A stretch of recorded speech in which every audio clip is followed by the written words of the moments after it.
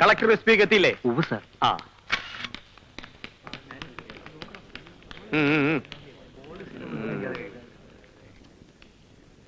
മുഖ്യമന്ത്രിയെ കാണാൻ വന്നതാ? അല്ല, ഞങ്ങളുടെ നേതാവ് വരുന്നുണ്ട്. ആ ചാക്കുണ്ണി ഗ്രൂപ്പ് വരാണല്ലേ? ഇന്ന് നിങ്ങളുടെ ഗ്രൂപ്പ് മീറ്റിംഗ് ഇവിടെ ഉണ്ടല്ലേ? ഇന്റലിജൻസ് റിപ്പോർട്ട് കിട്ടി. നിങ്ങൾ ആരാ? I am Saleem. വാ, ക്വാക്ക സലീം. അതെ, തന്നെ. മനസ്സിലായില്ലേ? മുഖ്യമന്ത്രിയുടെ മടിച്ചില്ലേ? എന്ത് ചീലയാണെന്ന് വിശദീകരിക്കണമെന്നില്ല, അത് അദ്ദേഹത്തിന് അറിയാം. അതിരിക്കട്ടെ. ഇനിയാ നിങ്ങളുടെ നേതാവിന്റെ മോണരോഗം എങ്ങനെയുണ്ട്?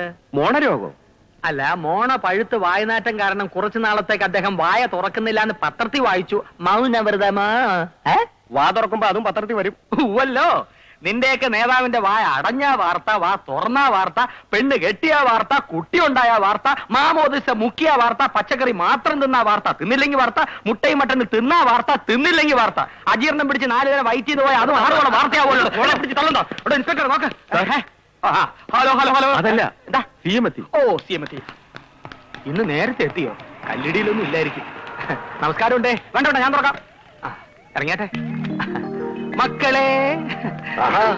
സലീം നേരത്തേക്ക് എത്തിയോ? എന്നാട്ടെ. മോൻ ഇന്ന് വല്ലാത്ത ഭാരം ചേച്ചി. ഇന്ന് എന്താ കഴിച്ചത്?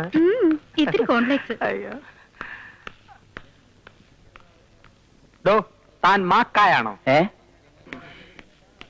മാക്ക മാർക്സിസ്റ്റ് കമ്മ്യൂണിസ്റ്റ് ആണോന്ന്? അല്ല സർ. പിന്നെന്താ മുഖ്യമന്ത്രി പാസ് ചെയ്തപ്പോ കൊളമ്പ് ദിനം വന്ന പശുവിനെ പോലെ ഒരു തളന്തം ചവിട്ട് ഇങ്ങനെയാണോ സല്യൂട്ട് ചെയ്യുന്നത്? Sorry sir.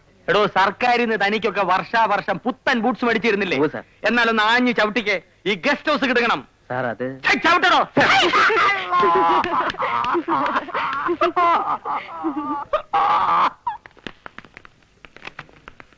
നിങ്ങൾ എന്തിനാ ഇങ്ങനെ ചുറ്റിപ്പറ്റി നിൽക്കുന്നത്? എനിക്കൊന്നും പറയാനില്ല കുഞ്ഞുങ്ങളെ.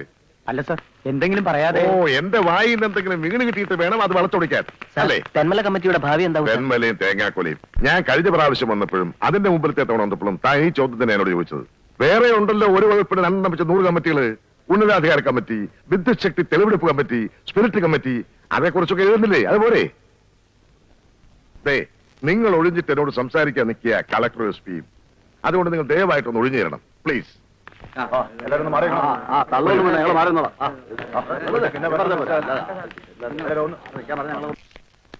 കൊച്ചുമോനെയും കൂട്ടി 2 ദിവസം ഭജനമിരിക്കാമെന്ന് വെച്ച് ഗുരുവായൂർ ചെന്നപ്പോ അവിടെയും സൗകര്യം തരില്ല കുറെ പത്രക്കാര്. നിങ്ങൾ ഇരിക്കൂ.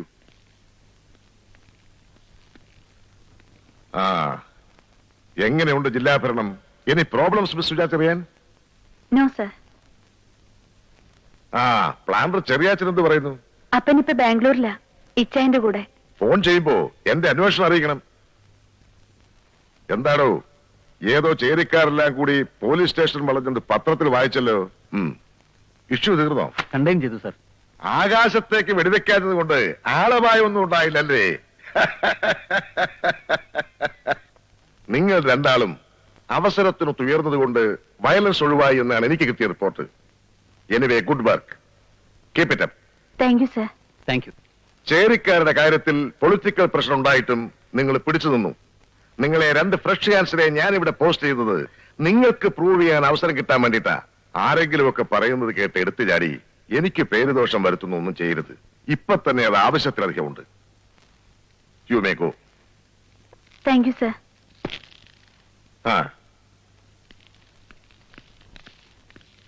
നമസ്കാരം. നമസ്കാരം. നമസ്കാരം. ഇരിക്കണം. എന്താണ് മൂർസംഘം? എന്താ ഉദ്ദേശം? കളിയൊക്കെയാണോ? അല്ലേ, നിങ്ങൾ പറഞ്ഞതനുസരിച്ച് ഞാൻ എന്റെ ശൈലി ഒന്ന് മാറ്റി നോക്കിയതാണേ. ഞങ്ങളോടുള്ള സമീപനത്തിന്റെ ശൈലി മാറണമെന്നാ പറഞ്ഞത്. കൊള്ളാം. അതായത് ഞാൻ ദേ ഇവിടെ 3 സിംഹാസനം ഇട്ട് നിന്നെയൊക്കെ ഇരുത്തണമെന്ന് അല്ലേ? അങ്ങയുടെ ഈ രീതിയിലുള്ള സംസാരമാ പ്രശ്നം. എടോ ഇംതിയാസേ, എന്റെ സംസാരമല്ല, വായും തെറിക്കുന്ന തുപ്പല് വരെ ഗംഗാജലമാണെന്ന് പറഞ്ഞ് നക്കി നടന്നവനല്ലേ നീയൊക്കെ? ഇടത്തിയാനെ, വലത്തിയാനെ, പീരിയാനെ.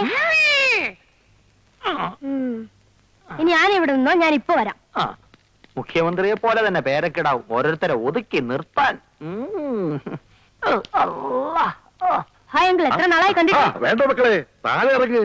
നിന്റെ അച്ഛനെ ഇവന്മാരും 3 പേരും കൂടെ പൊക്കി തലേ കയറ്റി വെച്ചിട്ട് ടപ്പോ ഒന്ന് താഴെ കിട്ട് കളഞ്ഞു. ഒരു ഇടിവിട്ട് കൊണ്ട പോലെ ആയിപ്പോയി. എടോ, അവനെ താഴെ ഇറക്കി നിർത്തണോ. ഇനിയൊരു ഇടിവെട്ട് താങ്ങാനുള്ള ത്രാണി എനിക്കില്ല. വയസ്സായിപ്പോയി. അങ്കിൾ ഇതിലും ഭേദം പിച്ച എടുക്കാൻ പോയാ മതിയായിരുന്നു. താനൊക്കെ കോക്കസ് കോക്കസ് എന്നും പറഞ്ഞ് നാടതികളെ പറഞ്ഞു നടന്നിട്ട് എന്റെ കൊച്ചിനിപ്പോ പള്ളിക്കൂടത്തിൽ പോകാൻ പറ്റാത്ത ഗതികേടില്ല. കൂടെ പഠിക്കുന്ന പിള്ളേര് കാക്കക്കൂട്ടം പോലെ കോക്കസ് കോക്കസ് എന്നും പറഞ്ഞാ വിളിക്കുന്നത്. ദേ മതി, ലാളിച്ചതൊക്കെ മതി. മക്കളെ, നീ അകത്ത് പോ. മക്കളെ, അങ്കിളന്മാർക്ക് ടാറ്റാ പറ. ഇനി ചിലപ്പോ ഇവരെ കാണാൻ കിട്ടിയെന്ന് വരില്ല, നാട് വിടും. ഇനി നമുക്ക് ആന കളിക്കാം. വേണ്ട, ഇനി നമുക്ക് ഗ്രൂപ്പ് കളിക്കാം. ഞാൻ എ ഗ്രൂപ്പ്, മോൻ ബി ഗ്രൂപ്പ്. ചതിയന്മാര്. നേതാവേ, ഇന്നത്തെ ഈ സ്ഥാനവും വിലയും ഒക്കെ ഞങ്ങൾ ഉണ്ടാക്കി തന്നതാ. അത് മറന്ന് സംസാരിക്കരുത്. എടോ ബാഹുലയാ, അപ്പൻ അമ്മയെ താലി കെട്ടിയപ്പോ പുറകിൽ നിന്ന് മാലയുടെ കൊളുത്തിട്ട് കൊടുത്ത് ഞങ്ങളാണെന്ന് ചില മക്കൾ അവകാശപ്പെടാറുണ്ട്. സഭ്യമായ ഭാഷയിൽ പറഞ്ഞാൽ ഇപ്പൊ നിങ്ങൾ ഈ ചെയ്യുന്നതും അത് തന്നെയാ. സ്വന്തം രക്തത്തിൽ പിറന്നതും കൂട്ടി 4 ആൺമക്കളുണ്ടെന്ന് അഭിമാനിച്ചിട്ടുണ്ട് ഞാൻ. എന്റെ പുക കണ്ടിട്ട് മതിയായിരുന്നല്ലോ ഈ ചതിയെല്ലാം. ഒരു ആദർശത്തിന്റെ പേരില ഞങ്ങൾ ഈ സ്റ്റാൻഡ് എടുത്തത്. എന്താദർശം?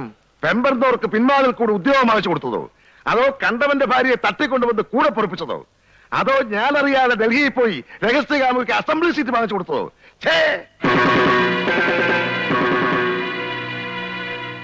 കുഞ്ഞുങ്ങളെ, നിങ്ങൾ ഈ തരം ആദർശവും കൊണ്ട് നാട്ടിലേക്ക് ഇറങ്ങിയാൽ പാവം ജനം വലഞ്ഞു പോവും, കഷ്ടപ്പെട്ടു പോവും. ഇത് വവ്വാൽ, ഇത് മീൻ, മാൻ. മാൻ. ആ, എന്താ ഇത് വരല്ലേ.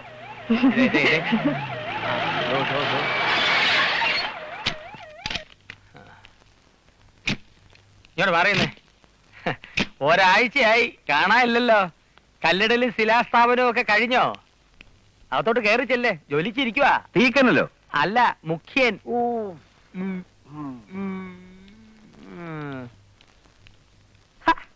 ആ മക്കളെ, സൂക്ഷിച്ചോ, ഒരൊറ്റ MLA ഭൂരിപക്ഷത്തിലാണ് നിങ്ങൾ ഈ കസേരമേൽ കടിച്ചു തൂങ്ങി കിടക്കുന്നത്. നാളെ വിദേശ ചികിത്സ കഴിഞ്ഞ് വരുന്ന മന്ത്രി മറികണ്ഠ മാധവൻ ഞങ്ങളുടെ കൂടെ.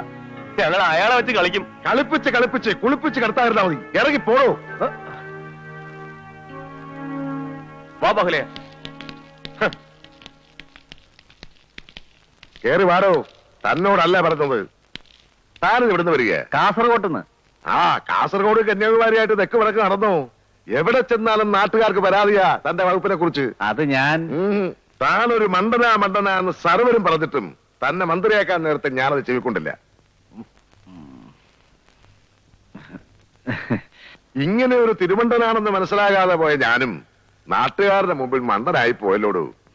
അതല്ല ഞാൻ. വേണ്ട, ഇനി വകുപ്പിന്റെ പേരുദോഷം മാറ്റിയിട്ട് എന്നെ വന്ന് കണ്ടാ മതി. അദ്ദേഹത്തെ തെറിയും പറഞ്ഞ് പത്രപ്രസ്താവനയും നടത്തി നടന്നിരുന്ന നിങ്ങളെ തൂക്കിയെടുത്ത് അദ്ദേഹത്തിന്റെ കാലിൽ കൊണ്ടിട്ട് സമസ്ത അപരാധം പറയിച്ചിട്ടാ നിങ്ങൾക്ക് ഈ മന്ത്രിസ്ഥാനം ഞാൻ മേടിച്ചു തന്നത്. എന്നിട്ട് എന്നെ കൂടി നാറ്റിച്ച് കളഞ്ഞല്ലോ ഒരുമാതിരി റേഷൻ ഇരി പോലെ. ഞാൻ എന്ത് ചെയ്തിട്ടാ ഈ പരാതി? താൻ ഒന്നും ചെയ്യുന്നില്ലെന്നാ പരാതി. ഞാൻ ആന്ധ്രായിൽ അരി ഇറക്കിയില്ലേ? ഇറക്കിയതൊക്കെ അങ്ങ് കയറ്റുകയും ചെയ്തില്ലേ. ഒരു 4 ദിവസം പട്ടിണി കിടന്ന് ശരീരം ഒന്ന് ക്ഷീണിപ്പിക്കും, ജനങ്ങളെ ബോധ്യപ്പെടുത്താനെങ്കിലും. എടോ, ഞാൻ ഇപ്പൊ എന്ത് ചെയ്യണോന്നാ? ഞാനല്ല, നമ്മൾ എന്ത് ചെയ്യണം? നമ്മൾ ചില മിന്നൽ പരിപാടികൾ ആവിഷ്കരിക്കണം. ഒറ്റയ്ക്ക് കിടന്ന് താൻ എന്തെങ്കിലും ചെയ്ത് കുളമാക്കരുത്.